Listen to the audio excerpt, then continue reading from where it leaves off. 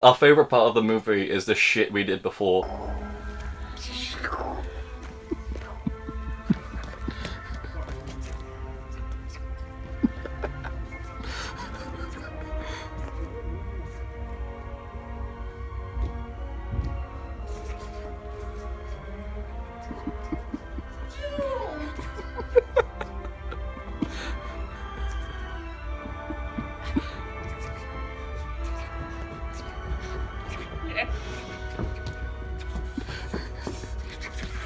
Hey, Mouse.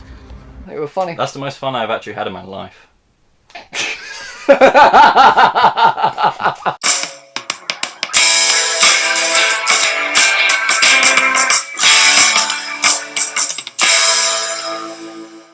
50 Shades Darker. So 50 Shades Darker is the sequel to the 2015 movie 50 Shades of Grey, which was one of the worst movies of the year. It sees Jamie Dornan and Dakota Johnson returning this movie, and the basic plot of this movie is Christian Grey starts to stalk Dakota Johnson's character Anna because he wants her back, and in that the tables are kind of turned. Was there a plot? Not turned. This is...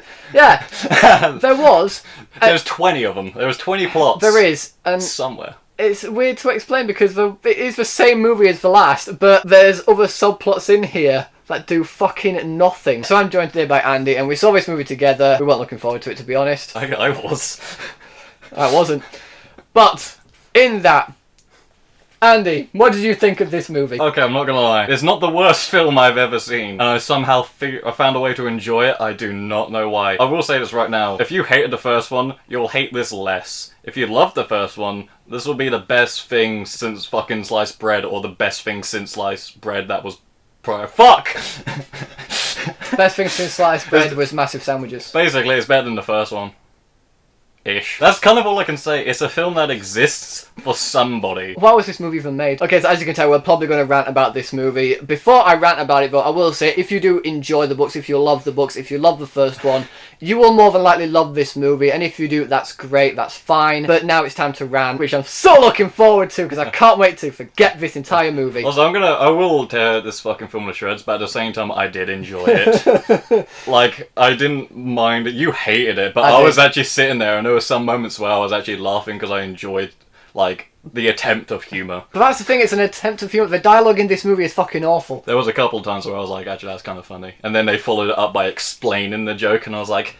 No, the dialogue was terrible in my opinion, and I love Jamie Dornan and Dakota Johnson as actors. I think they're both very, very talented. She's fit. And so is he. They're both fit. They're both very attractive people. But in this movie, just like the first movie, they have zero chemistry. Zero chemistry. There were a couple of moments where it kind of showed. Where they were like... It looked like they started to have it. They had a little bit of banter. But then a certain line comes up and then it just tears it all down and again. then the fucking writer was like...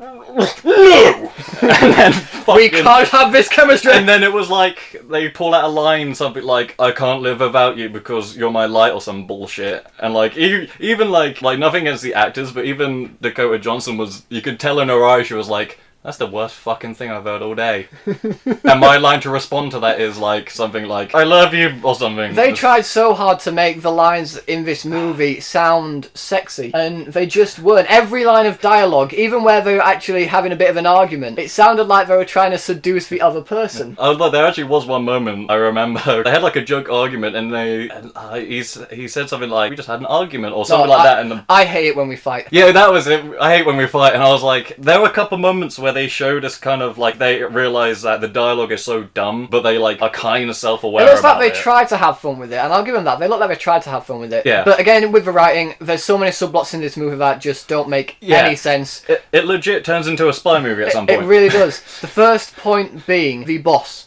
of Dakota Johnson's... oh yeah, he's in it. Yeah. Did you completely forget that then? Oh yeah, because there's 20 plots. Basically, she's got a new job, and her boss kind of has the hots for her. But then again, they changed that character completely. His motives entirely changed at some point. Legit. Also, the fucking timing of the film. Events happen, and then the next scene will be like 3 days later, and everyone acts like it just happened an hour ago. Like, there's a lot of things that happen which would fucking traumatize you. The biggest And it's concept of time loss, in my opinion, is the helicopter scene. we won't spoil too much, but there's a scene that has a helicopter, so funny. and they deal with it in a way that just makes you think that must have been. I guess like they must have thought like, oh, we had that stupid plane scene in the first one. How do we beat that? How the fuck do we beat Ellie Goulding? It wasn't needed in this entire movie. Literally, They didn't even explain why they did it. In it the first place. happened for 5 minutes. The entire bit took about 5 minutes to come to its end. If they could have taken that entire bit out, the movie wouldn't have been different, and I'd have been spared 5 minutes from this shit. The only thing that it showed was actually that what's her name in it? Anna. It's meant to show actually she does care, because the whole film it battles with that. It's like he absolutely loves her but can't say it, and until like halfway he'll then start saying it, but she's too scared and she's thinking, and it's kind of to show that she does actually care and worry about him. That's the only thing I can think of, because they don't actually explain the fact why he's in a helicopter. No, they don't. I didn't even know he could fly a helicopter. He was in the helicopter to go to a meeting. I remember that he was going to a meeting in a helicopter. It was somewhere else. I don't know why. I don't know, guys. I don't know why he did it. It was there 5 minutes. Just take it out. It's not needed. It makes no sense. I have a meeting. I will arrive in my helicopter, which I will fly. It's like, you can just take a plane. No, in my helicopter. Did it say he could fly a helicopter in the first movie? I cannot remember because I've never seen it again. You could say that this is like a new standalone film, because the only connection to the prior film was there's actually kind of a few. Because at the beginning, actually pretty much throughout the whole film, she's worried about him. Like, they do treat it with some respect with this kind of like, and I was saying to you beforehand, this is going to be like the Empire Strikes Back or 50 Shades, but it's going to be darker. And motherfucker it was, because I actually dealt with some pretty dark topics, and I was hoping they would. And I was like, there is actually some shit in this which actually kind of creeped me out and made me actually worry about Dakota's character. And then what did they do with it? But they ruined it, and that was the thing, that was another thing, yeah, it does go darker, and I give the filmmakers respect for that, because it is a lot darker than the first movie. I do think this movie is better than the first. It's still tenfold. A heaping pile of shit to me. Sorry. But the bit that he's probably more than likely talking about is the section with the girl who is basically haunting in some sort of way. If you've seen the trailer, you'll see like they treat it like a horror thriller. And I wish they did, and they didn't. But basically, there's a girl who plays a part in this, and it's meant to show prior events before the first film. They build it up, and when it gets to that point where you think this is going to be it, this is going to be an epic showdown, they don't do anything with it. They just do nothing. It was like about a 2-minute scene, which was actually one of the best scenes in the film, because it had tension. Which isn't saying much. I mean, like the plot of the film, which was advertised and shit, was about 10 minutes of the actual film. Pretty much. It was an unconnected mess of, yes, do something. Oh, here, put that up your vagina. Oh god, that was the continuity issues in this movie. My fucking god. There's continuity. Oh fuck. We're gonna spoil this a little tiny bit. It's not really a spoiler. The lingerie. The disappearing lingerie. Okay. Do you want to take this one? I would love to take this one, because you've got a rank coming up pretty soon. Right, so basically, Dakota Johnson is seen putting on this lingerie. Which is one of the best scenes in the film, by the way. She looks absolutely stunning in it. And there's also this other thing, I'll mention this now. He gives her 2 balls. These balls go in her vagina. She says, what do they do? And Christian Grey says, you'll find out. They sit in this car all the way to this ball that they're going to. They walk in, they say hello to people, and then they sit down. And then she starts to feel weird. And he says, now you know what they do. And I sat back. I even looked at Andy at this point. And I tried to actually explain it, and then I realised, actually it makes no sense. Because I turned to him and I went, I swear she was just sat down in the fucking car. She was sat, and bear in mind, in a car you're moving around. That'd make it even more... So what these do is that they're both basically like I guess they don't move around on their own, because that'd be terrifying, but I think like when you move, you can, basically there's something in your vagina, and when it moves you feel good. I don't know how they work. I kind of know. I have no idea. But basically, there's something in your vagina, and it makes you feel good when it moves around. So they were in a bumpy car. Yeah, it's fine. As soon as she sits down on a normal chair, oh! It's almost like he had a switch had to turn them on. It just made no sense. I actually thought like that's what he would do. I thought there'd be like a little vibrator thing, and every now and then he'd go zzz. I would have been like, that's funny as fuck. It would have made it a little bit funnier. It would. But going back to the lingerie, actually, when these balls are put inside her, she has this lingerie on, and then she puts a dress on. As far as I know, like a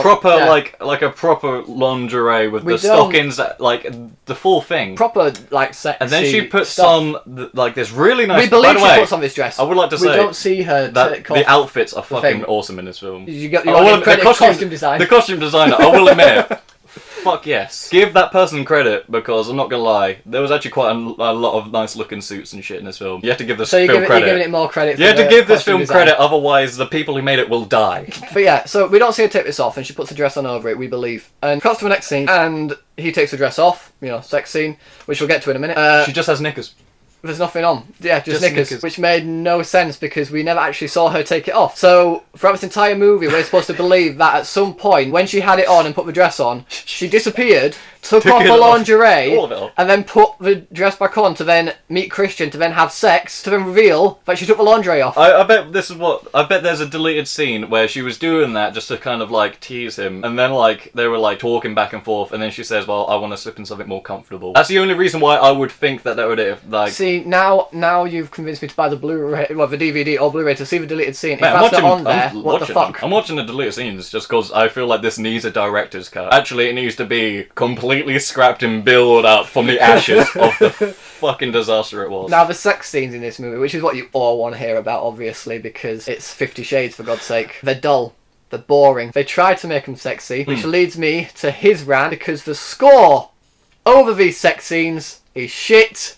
Take it away, Andy. Okay, so the person who does the score is none other than Danny fucking Elfman, who is one of my fucking favourite composers. You could have watched this whole film and not know there was a composer. And there was actually one or two, like, little scores, and it was actually in the helicopter scene, because I had, like, this... They were trying to do this kind of intense action film, and you could kind of hear it, and you could hear it was like, it's not your traditional bullshit, cheap shit. There was like, I can see that being something Danny Elfman would do, but you don't fucking notice it. It's a waste of his fucking time. This is Danny fucking Elfman. This guy, like, he's done some shit fucking films, but when he's at his fucking prime, he is amazing. When he's got the right movie that fits his scores can be really beautiful. And I reckon if they actually did what this film should be, a very erotic... I don't think in England we can actually show an R rating. The highest we have is 18, yeah, 18, but there is a higher one, which I think is like banned. That's what it needs to be treated with fucking respect, and be given a score that actually has something. But instead of doing that, instead of being like, just be original, have creativity, they look to the cancer of radio. We're fucking all the latest bullshit of pop songs. Listen, you can like pop all you like, fair enough, but holy shit, this is if you buy the soundtrack, if you're happy with that purchase, I wish I could have your mentality. Like, they had that Ellie Goulding song for that scene in the first one. I love Me Like You Do, yeah. And I was like, I actually rather enjoy that song. Here's the thing. Listen, I like shit music. I listen to bands which are shit. But I'm allowed to. You're allowed to like shit stuff. But here's the thing. If you're trying to have a film that has substance, you don't complement that with a soundtrack of songs that have no substance. It's generic bullshit, and it's just, at the end of the day, it's noise. Like, they could have just done like a heightened thing of just hearing them fucking moan. I'd much rather hear Dakota Johnson have an orgasm than fucking Nicki Minaj and fucking Nick Jonas do a song about something. Literally, there's this scene where they're on a fucking boat and they're sailing around, and it looks like a poor attempt of a music video because it's just a song. All you hear is a fucking song, and the song is shit, and it makes the film shit because when they're actually trying to fucking do something, and there will be a scene which is generally pretty fucking decent, the very next thing is this bullshit montage of just fucking terrible music. Like, there's a scene where she's walking around after, like, something fucking traumatizing happens, and you have this stupid fucking song playing, and I'm like, who's the retard who thought that was a good idea? It's like watching Schindler's List and thinking, this fucking film needs Def Leppard. No, it needs like, what the fuck is wrong with you? Def Leppard's good, but it won't work in Schindler's List. Fucking try that shit, because I'd want to watch that, actually. That film would probably be amazing, but it's just, the soundtrack, I just think, why?